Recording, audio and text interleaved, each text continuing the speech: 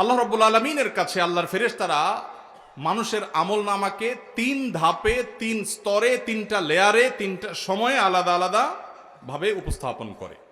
একটা হলো প্রাত্যহিক রিপোর্ট, প্রাত্যহিক আমল নামা, ডেইলি, প্রতিদিনের আমল নামা সকাল এবং সন্ধ্যায়। সারা রাত আপনি কি করেছেন? ওয়াজ শুনেছেন না গান শুনেছেন?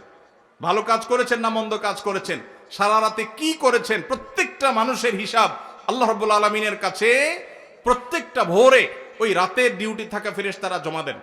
আবার সারাদিন আমরা যা করি না করি, সন্ধ্যায় সারাদিনের ডিউটিতে রত ফেরেশতারা আল্লাহর কাছে জমা দেন।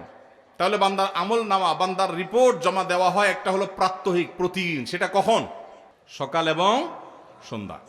বান্দার আমল নামা জমা দেওয়া হয় আরেকটা লেয়ারে, সেটা হলো প্রত্যেক সপ্তাহে 2 দিন, সোমবার এবং বৃহস্পতিবার।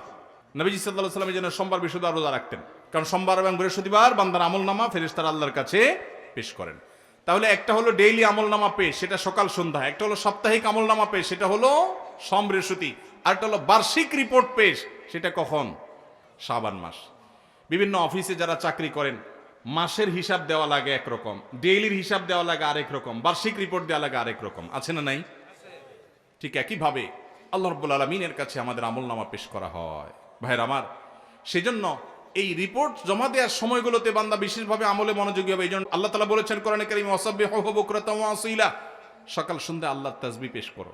নবীজি সাল্লাল্লাহু আলাইহি ওয়াসাল্লাম সকাল সন্ধ্যা বিশেষ তাসবিহ পেশ করতেন, জিকির আজকার করতেন, দোয়া করতেন, আমল করতেন, কারণ এই যে আমল জমা দেওয়া হয়। আবার সোমবার বৃহস্পতিবার রোজা রাখতেন, কারণ আমল নামা জমা দেওয়া হয়। আবার শাবান মাসে বেশি রোজা রাখতেন, কারণ আমল নামা জমা দেওয়া হয়। তার আমল নামা জমা দেওয়ার 3টা লেয়ার আছে, মনে থাকবে তো ইনশাআল্লাহ।